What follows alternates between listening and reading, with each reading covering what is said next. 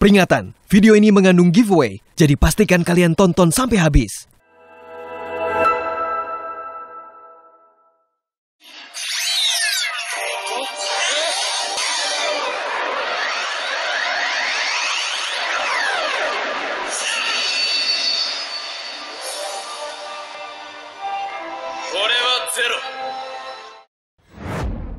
Familiar dengan Ultraman? Atau kamu penggemar serial Tokusatsu Ultraman? Ultraman menjadi sangat populer di tahun 1990-an, terlebih saat Ultraman 3 dirilis pada tahun 1996. Berbeda dengan Power Rangers dan Kamen Rider, Ultraman memiliki kompleksitas cerita yang lebih sederhana, plot relatif simpel, dan alur yang konsisten di setiap episodenya.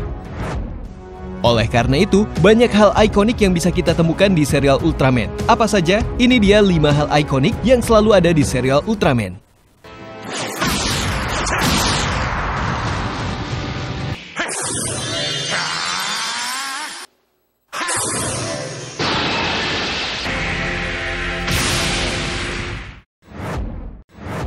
Bunyi ting-tong, pertanda kekuatan Ultraman habis.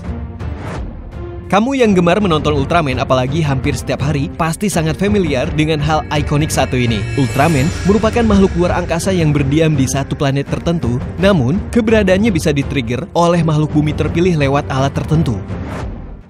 Makhluk bumi terpilih itu akan memanggil jika ada serangan monster raksasa yang tidak sanggup dibendung oleh tim penyelamat bumi. Ultraman akan meminjamkan kekuatannya.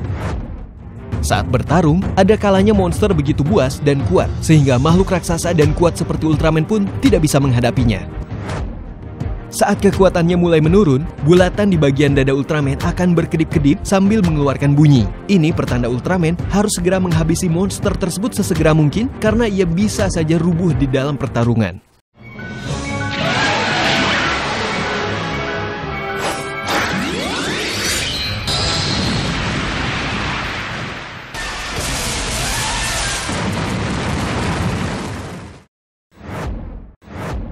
Monster besar. Monster yang menyerang bumi bermacam-macam. Ada makhluk luar angkasa yang masuk ke bumi karena memang ingin mengganggu dan menghancurkan bumi. Namun, ada juga yang merupakan hasil rekayasa dari orang-orang tidak bertanggung jawab atau kesalahan dalam penelitian. Monster-monster tersebut bisa saja berubah besar saat mereka terancam. Ukurannya membesar sampai sulit untuk dilumpuhkan. Tidak hanya itu, biasanya ketika monster sudah hampir dilumpuhkan oleh penyelamat, monster tersebut tiba-tiba semakin merasa terancam dan membesar. Atau bisa juga diberikan kekuatan oleh suatu pihak. Di saat seperti inilah, Ultraman dipanggil karena sudah mengancam. Ultraman merupakan hero sepadan untuk monster yang sudah berubah menjadi besar. Di beberapa seri Ultraman, monster tersebut bisa diselamatkan dan kembali menjadi kecil dan jinak, tapi ada juga yang langsung musnah.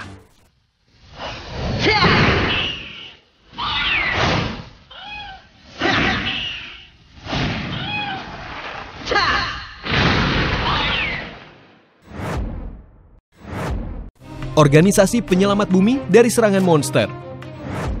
Para penggemar Ultraman pasti sangat familiar dengan ikon satu ini. Di setiap serial Ultraman, pasti selalu ada tim penyelamat. Mereka semacam agen resmi yang berlokasi di suatu tempat tersembunyi. Mereka dilengkapi berbagai peralatan canggih, mulai dari radio pemancar, alat komunikasi, hingga pesawat perang. Di awal-awal pertarungan dengan monster, agen penyelamat bumi inilah yang pertama kali mengatasi para monster. Bisa dikatakan, tahap awal bisa diselesaikan oleh tim penyelamat ini. Namun, ketika situasi memburuk, barulah Ultraman bertugas.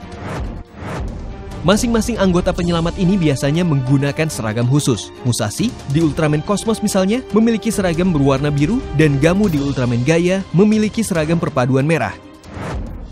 Satu poin lagi, makhluk bumi yang dipercayakan mampu memanggil Ultraman biasanya adalah salah satu anggota dari organisasi tersebut.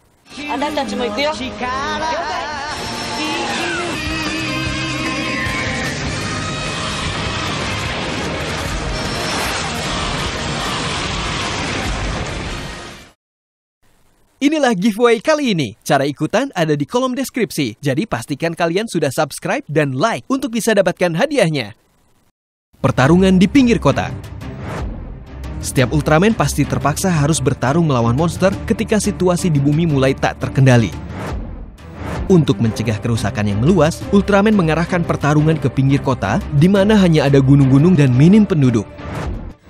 Kamu pasti sering menyadari tempat pertarungan yang cenderung itu-itu saja. Itulah ikon dari Ultraman. Kenyataan ini juga yang membuat serial Ultraman dikatakan serial tokusatsu yang memiliki alur yang konsisten.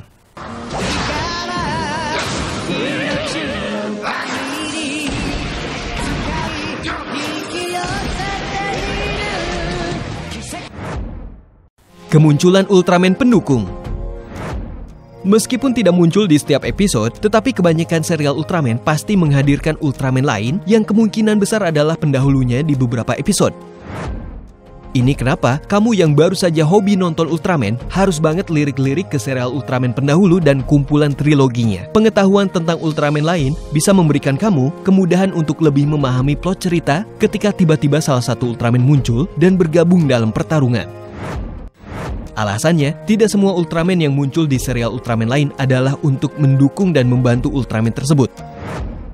Bisa saja mereka malah saling bertarung dan kamu nggak bingung-bingung lagi tentang alasan mereka bertarung. Terlebih, kamu juga sudah bisa memperkirakan kekuatan masing-masing Ultraman.